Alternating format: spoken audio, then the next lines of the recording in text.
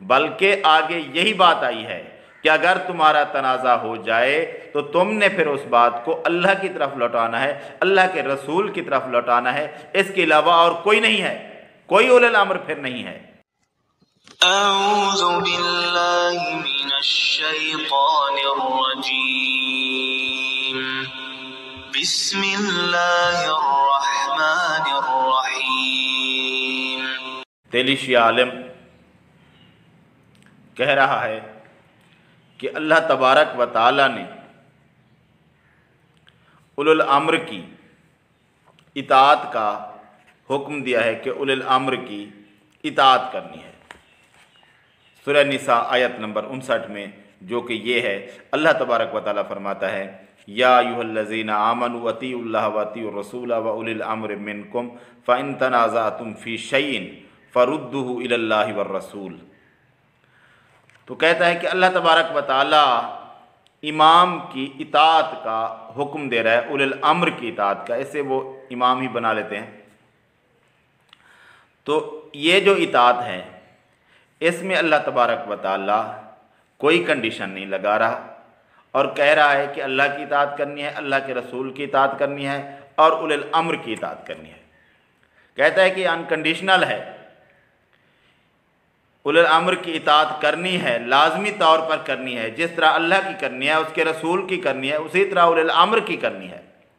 تو اولی الامر خطا پر تو نہیں ہو سکتا کیونکہ اللہ تبارک و تعالیٰ اس کی اطاعت کا حکم دے رہا ہے اور اللہ تعالیٰ غلط بات کا حکم دے نہیں سکتا، اس لیے اولی الامر معصوم ہونا چاہیے۔ دیکھیے قرآن نے کیا کہا سورہ نساء میں، میں چاہتا ہوں تھوڑا سا مانوس آیتیں آپ کے سامنے پیش کروں تاکہ ذرا وزن تھوڑا کم پڑے۔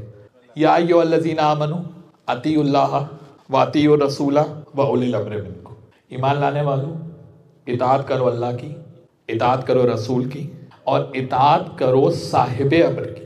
اگر صاحب امر نہیں ہے تو آیت موجود ہے یا نہیں؟ آیت منسوخ تو نہیں ہو گئی؟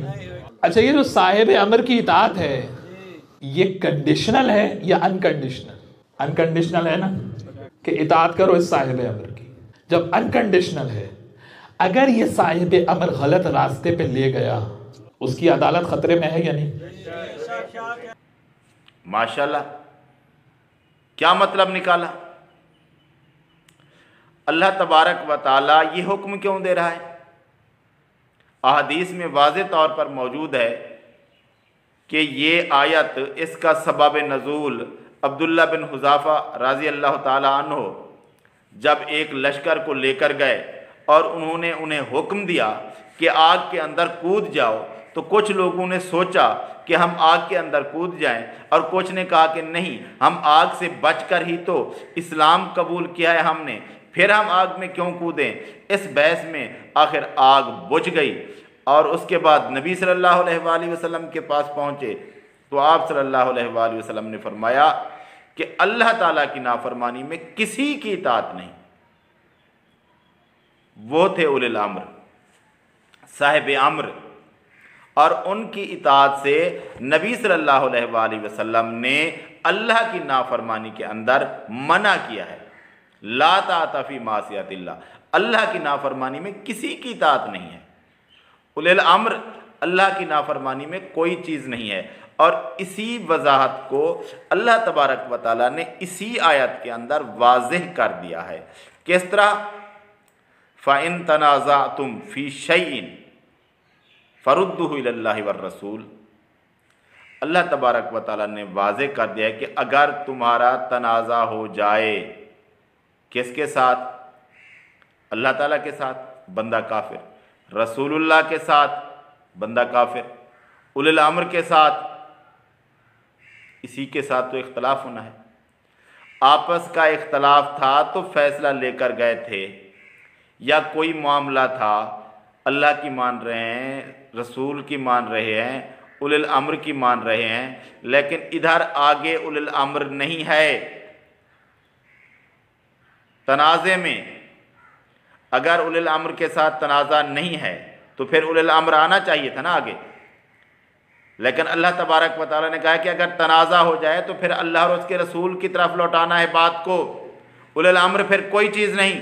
اللہ تبارک و تعالیٰ نے پھر آگے اس کا ذکر نہیں کیا، तनाज़े के अंदर अगर उलिल अम्र की इताअत असल में होती, अनकंडीशनल होती, तो ये आयत का आगे वाला हिस्सा होता ही ना सिरे से।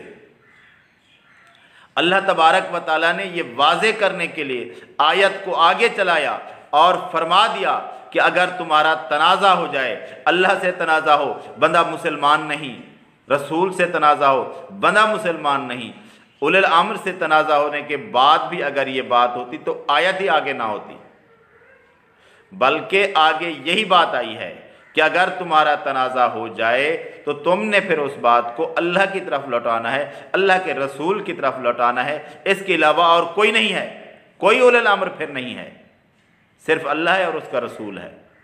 यानी अब हमारे पास कुरान है और हदीस है। उलिल अम्र की बात है, लेकिन उलिल अम्र अगर अल्लाह के बात के ख़िलाफ़ बात करे तो फिर उसकी बात नहीं मान ली। यानी कि उलिल अम्र की बात कंडीशनल है, शर्त है कि वो अल्लाह की इताअत का हुक्म दे, अल्लाह की नाफरमानी का हुक्म ना दे, तो ये साबित हुआ कि वो मासूम नहीं होगा।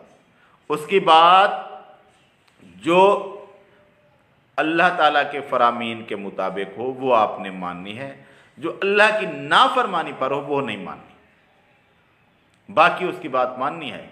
लेकिन जो बात उसकी अल्लाह की नाफरमानी के मुताबिक हो उसको नहीं मानना, यही कंडीशन है, यही शर्त है।